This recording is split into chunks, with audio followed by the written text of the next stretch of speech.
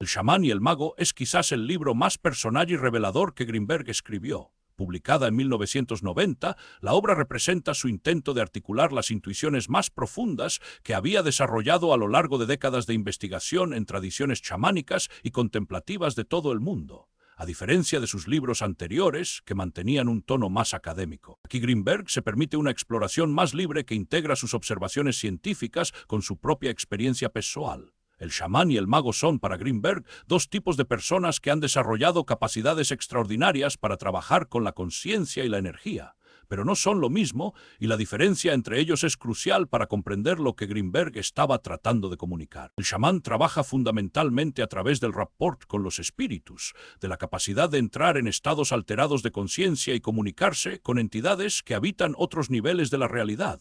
El mago trabaja principalmente a través de la intención, de la capacidad de afectar directamente la realidad mediante el uso deliberado de la voluntad y la conciencia. La distinción entre el chamán y el mago representa para Greenberg algo más profundo que una diferencia de técnicas o de tradiciones. Es una diferencia en cómo se relacionan con la realidad, en qué tipo de conocimiento consideran válido, en qué formas de evidencia están dispuestos a aceptar. El chamán conoce a través de la comunión, entra en estados donde puede comunicarse con lo que considera espíritus, ancestros, entidades de diferentes niveles. Este conocimiento es relacional, depende de la capacidad de establecer conexión con algo que trasciende el ego individual. El mago conoce a través de la voluntad, aprende a utilizar su propia conciencia para afectar directamente la realidad sin necesidad de intermediarios. Este conocimiento es transformador, cambia tanto al que conoce como a lo conocido. Greenberg argue que ambas aproximaciones son necesarias para una comprensión completa de la realidad. La ciencia occidental ha privilegiado la aproximación del mago, el conocimiento a través de la voluntad y la manipulación, pero ha descuidado la aproximación del chamán, el conocimiento a través de la comunión y la relación. Una forma más completa de entender la realidad tendría que integrar ambas. Una de las características más extraordinarias del libro es la honestidad con que Greenberg describe su propia trayectoria.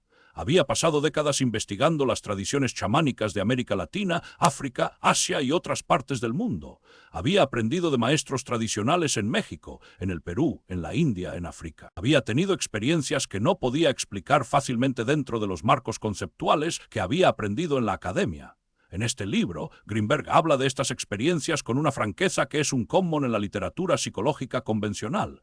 Describe visiones, estados de comunicación con lo que parecía seres de otras dimensiones, experiencias de un todo lo que existe. Pero lo hace sin perder el tono reflexivo que caracteriza a todo su trabajo. No está simplemente reportando experiencias, está intentando comprender qué significan y cómo se relacionan con su trabajo como neuropsicólogo. Para Greenberg, lo que estaba descubriendo a través de su investigación tenía implicaciones profundas para la psicología como disciplina. Si la conciencia puede afectar la realidad de maneras que no se explican por los mecanismos causales conocidos, entonces la psicología necesita desarrollar nuevos marcos conceptuales. Si existen niveles de la realidad que solo pueden accederse a través de estados alterados de conciencia, entonces la psicología necesita encontrar formas rigurosas de estudiar estos estados. Estas no eran preguntas abstractas para Greenberg, eran preguntas que habían emergido de su práctica de investigación durante décadas. La insistencia en tomar en serio estas preguntas, sin abandonar el rigor que había aprendido como científico,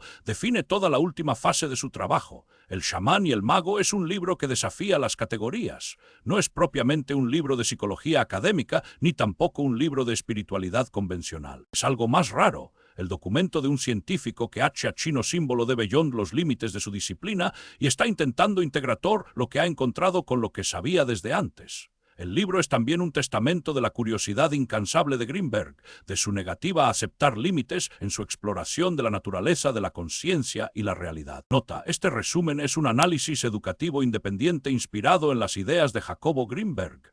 Las obras originales siguen protegidas por derechos de autor.